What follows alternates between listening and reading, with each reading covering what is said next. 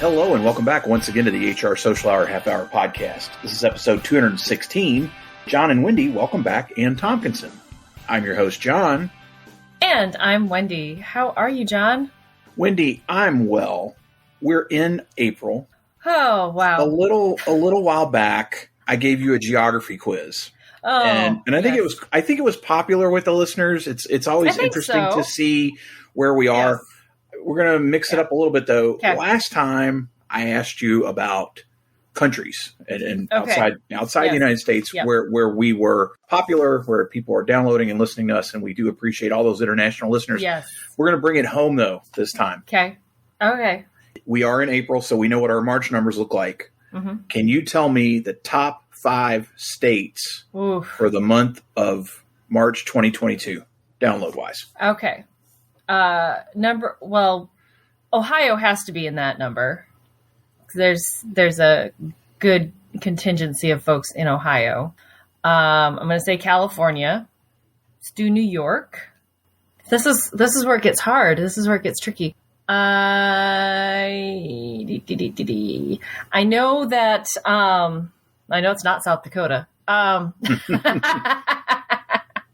Let's say Virginia and Texas. All right. Interestingly enough, March was very different than most months, and I'm not sure why. We can't sit here and try to figure it out because none of it makes sense. It doesn't. We're just excited that people are listening. I think you're going to be a bit surprised, though, because I know I was. So number 1 for March was Texas. Okay. Number 2, New York. All right. Number 3, the fine Commonwealth of Virginia. All righty. Number 4, California. Okay. And number 5, Michigan. Okay. Michigan. Ohio, we're disappointed. We both feel like we're adopted HR professionals. As a state, you have embraced us. Right. I was shocked that they weren't in the top 5. If your state's not mentioned, share the show with your friends. Tell them to listen. And maybe next month, you'll be in the top 5. Yeah. Michigan, that's interesting. That's interesting, though. I was a bit surprised, too, because I would always say Ohio. Right. But unfortunately, our Buckeyes let us down in March. Guess we're going to have to start cheering for the... Oh, no. Can't cheer.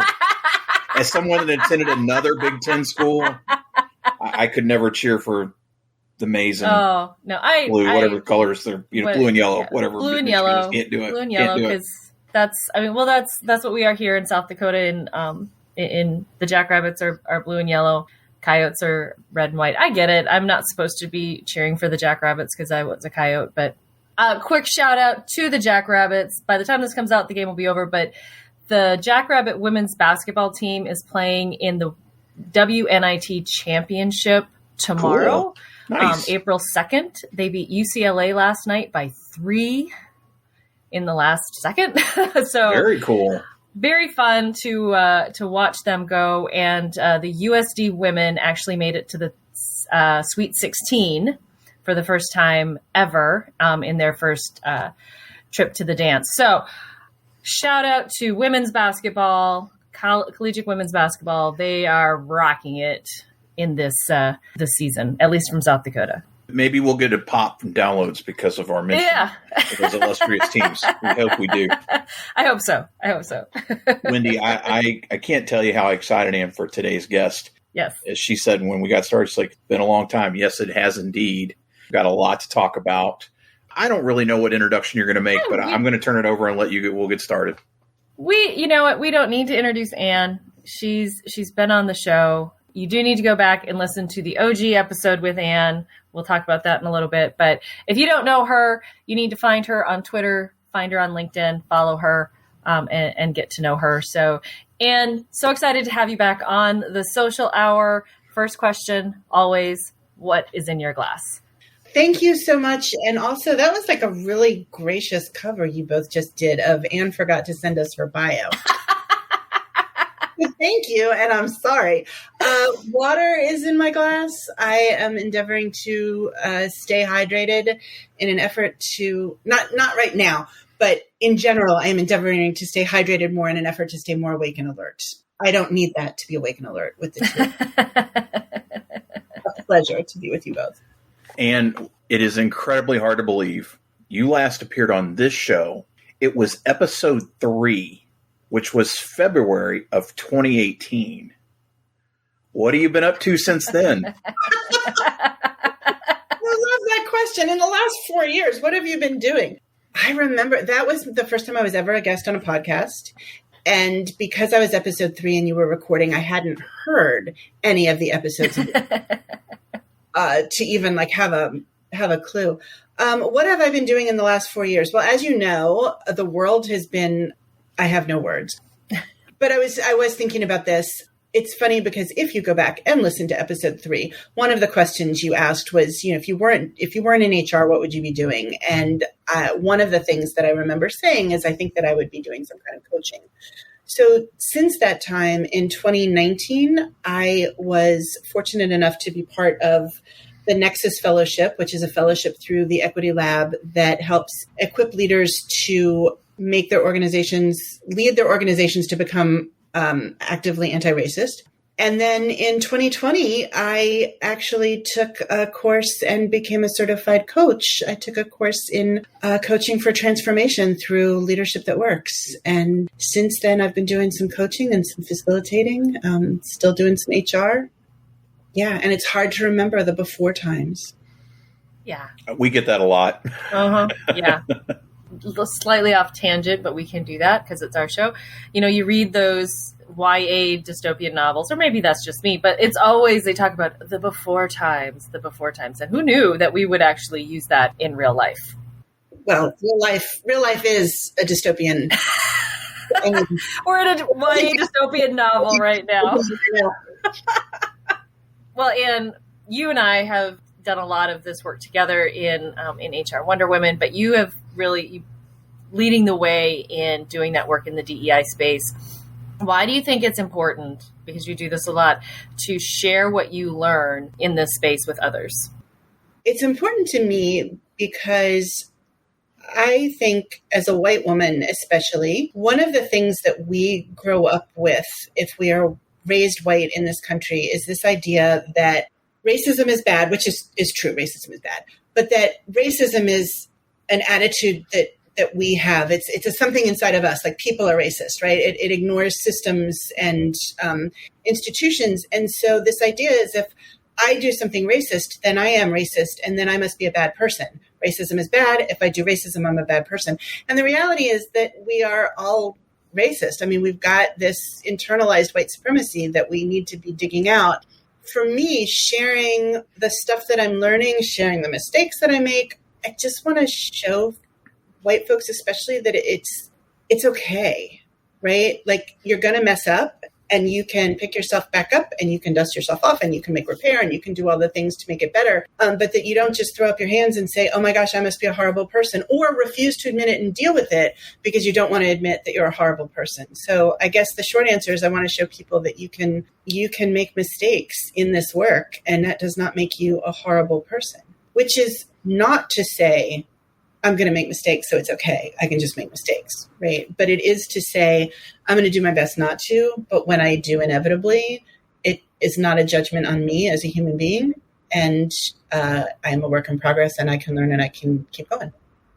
Wendy brought it up, and I want to talk about it a little bit more. I think it is very fair, all three of us, to say that we didn't expect HR Wonder Women to come out of Social Hour. I'm really glad it did. And I think it was a tremendous opportunity for people to learn a lot of things. For you personally, what did you learn from recording those episodes that maybe surprised you or has really stuck with you? And any moments you can share potentially that embarrassed Wendy, anything that you can talk to us about like that? Oh, you didn't cue up the embarrassed Wendy, so I haven't been thinking about that. Wendy embarrasses herself all on her own. We don't need I don't need help with that. Okay. I never expected Wonder Woman to be a thing like that, right? I think Wendy and I went into it was going to be a one-off extra episode where I was going to replace you, Jon, for just that one episode so we could talk to Margaret Spence. And it just grew from there. And I love that Margaret was our first guest and our last guest. We didn't know she'd be the last guest at that time. But I love that she bookended that for us. What I learned is that women of color, women who are LGBTQ, they are so amazingly gracious. When I think back to some of those early episodes, I learned so much from the women that we spoke to. I learned so much. I was in the process of learning so much, in other places.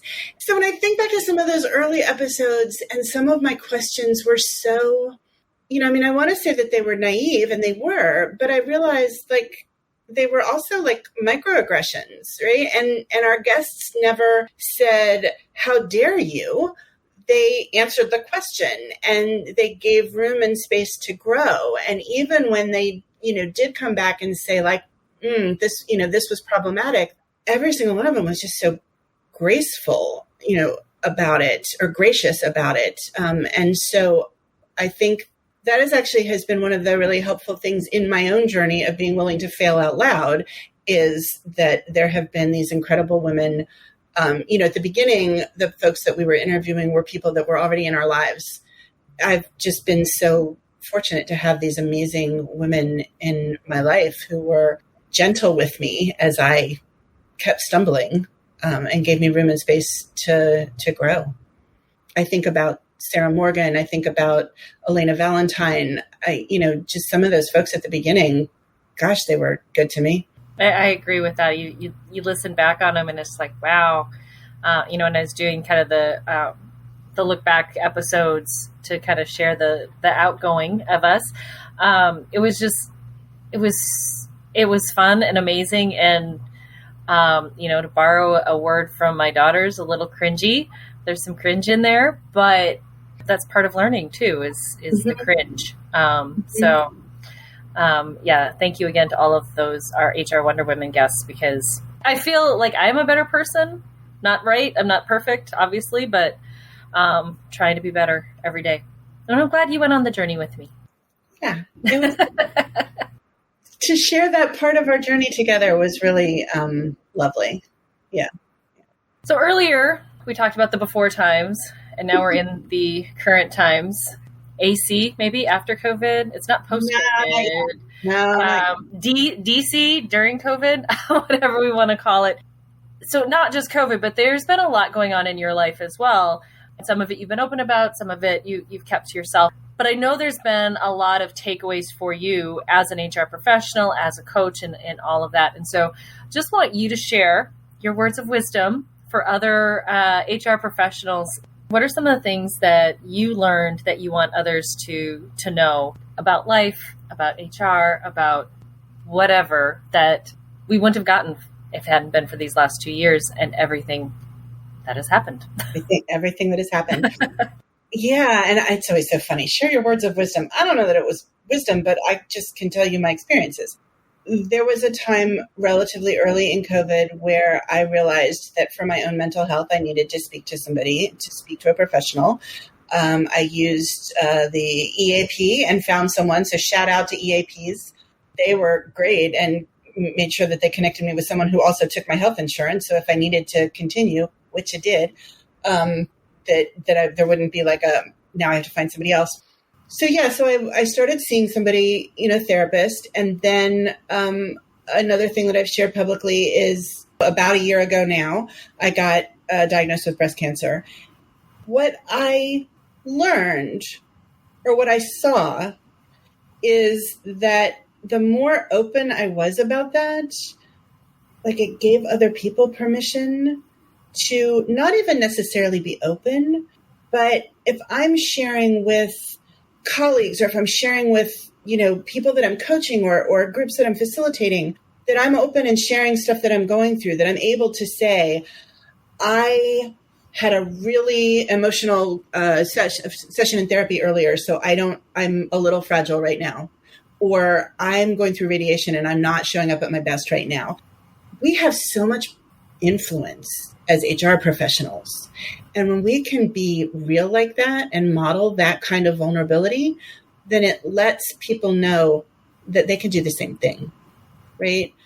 Yeah, in a way that I think we're in a unique position, especially when we think about health, mental health, physical health. If we can model our vulnerabilities, and I share my life story with everybody. I tell, all of this stuff on social media, right? I'm not saying, if you are an HR professional and you are seeing a therapist or you have mental health issues or whatever, you have to tell everybody about it. No, you have to you have to be who you are. But I do think that there are ways that we can be honest about where we are.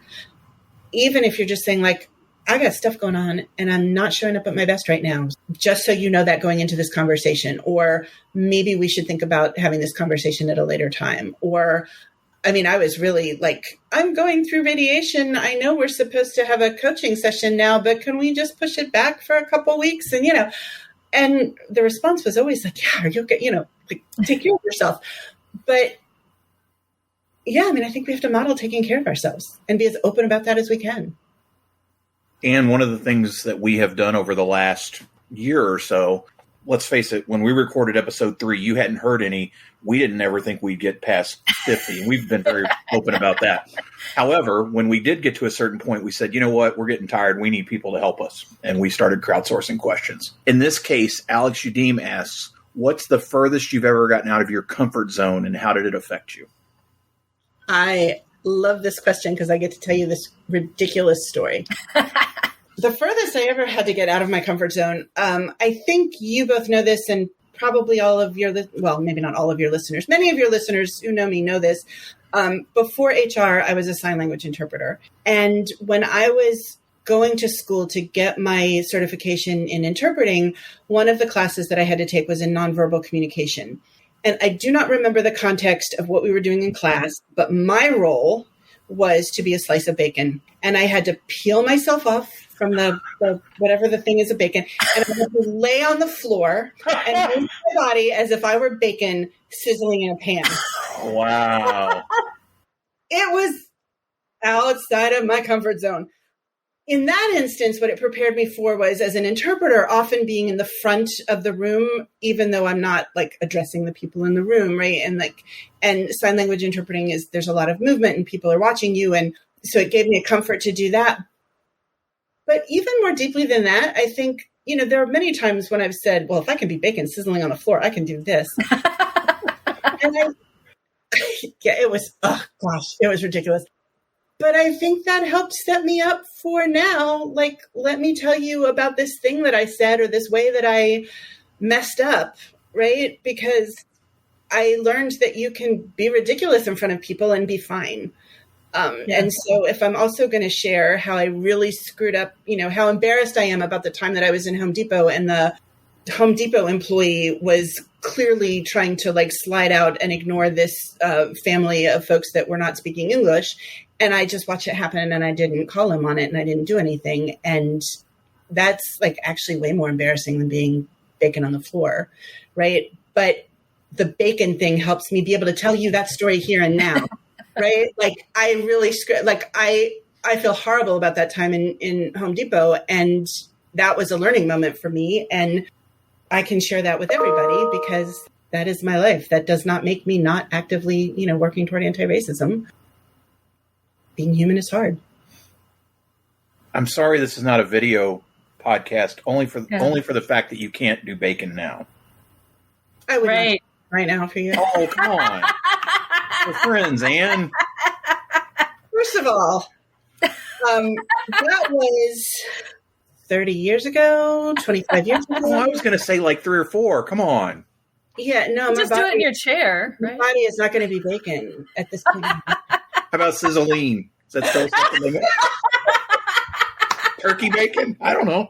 Does turkey bacon sizzle? I don't know. How about microwave bacon? Oh my God.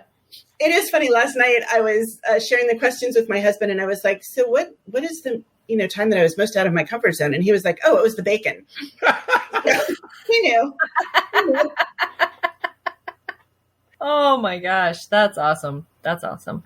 Oh, well, Anne, it's now time for everyone's favorite part of our show, which is the half-hour question connection. As you know, it's evolved over time. First question, what career did you dream of having when you were a child? When I was little, the career that I remember dreaming about was journalism. And this, the fact that I was in school learning to be an interpreter 25, 30 years ago means that I am not young. it was like print journalism. People were getting a newspaper or multiple newspapers every day. And I don't think that I dreamt about like traveling the world to war-torn zones, but I dreamt about like writing about the news and having it in print in a newspaper. And who's one person you've gained your network in the last year that you think more people should know? I have been struggling with this one because this last year, my network is oncologists. I mean, really, like I have been very present in my own little world, and I haven't really been expanding my network. I've got some, like local folks that I have met, but they don't have much social media presence. But I was trying to think of like, well, who should people know? And I think famous and has a lot of followers. So you might, but I think following Dr. Uche Blackstock has been really amazing. She is really open about her entire life, but a lot about racism in medicine and what that has meant in a time of COVID. So yeah, I learn a lot following her. And if you could go back to the start of your career, what's one piece of advice you would give yourself based on what you know now? The advice that I would give is, this is your career for now, right? I mean, you say, well, if I could give advice to when I go back to the start of my career, and I would say, which career? Do you mean the sign language interpreting career? Do you mean the HR career? Do you mean the coaching and, equity work career? So I think, yeah, that would be the advice, is like, it's okay.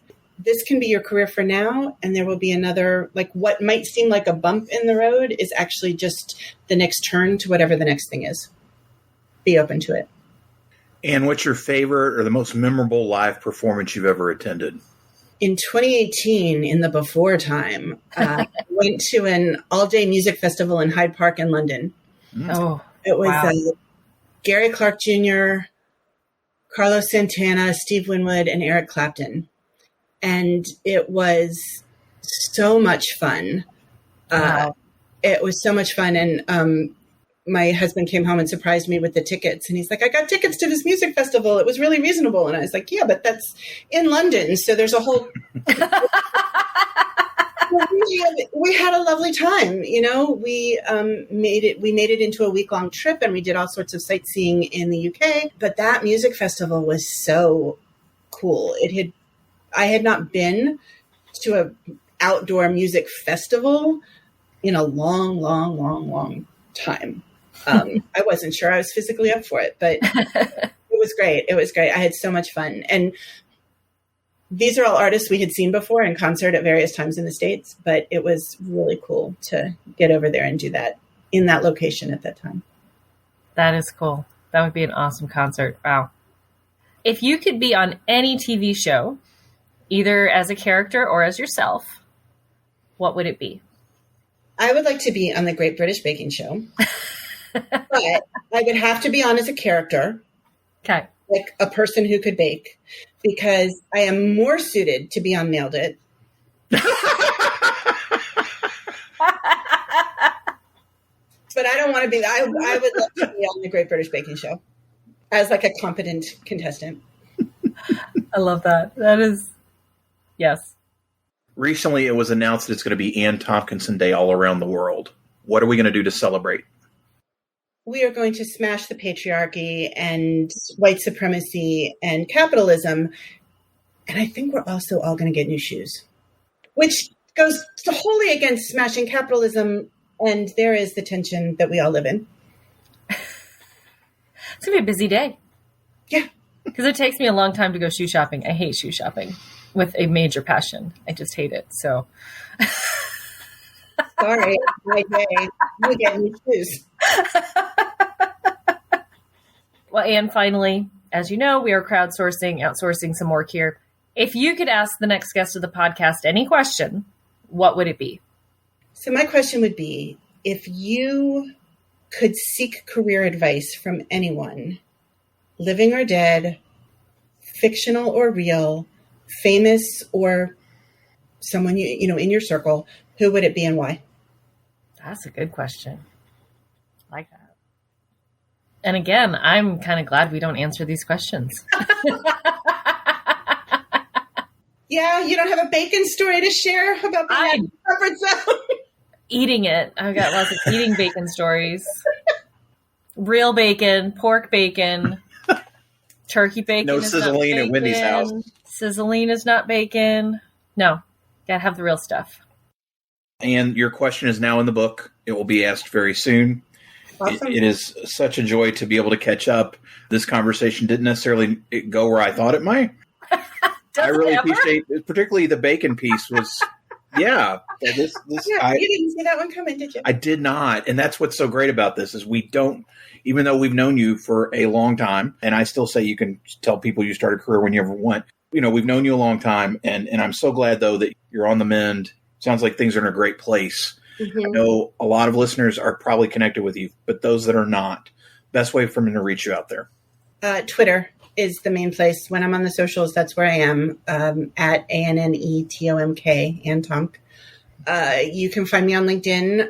Happy to connect, rarely there. Twitter is the place that I play. We will have that in the show notes. And then, Wendy, how about you? Best way for listeners to find you out there? Best way on my blog, mydailyjourney.com. And then, of course, second and fourth Sunday of each month, 7 p.m. Eastern Time, you will find me on Twitter as part of our twice monthly Twitter chat. How about you, John? JohnThurman.com for all things Jon Thurman, and for the show, hrsocialhourpodcast.podbean.com. Listen, rate, review, share, and follow whatever platform you're on. Hit that button, check mark, follow. They all are different. Click there. You'll get that new episode each and every Thursday. International listeners, we love the fact that you are listening. We appreciate the fact you are listening. We would love to have you as part of the conversation. It is easier, though, for you to get in touch with us than for us to get in touch with you. Please reach out, and we will set up time and have you as part of the conversation. We may talk bacon, or we may talk shoes, or we may talk... We have all kinds of conversations, and those of you listening know we do that. We'd love to have you as part. And, again, really appreciate you being with us. So, for the HR Social Hour Half Hour Podcast, I'm John. And I'm Wendy. And as always, be sure to connect, give back, and network. Take care, everybody. We'll see you soon.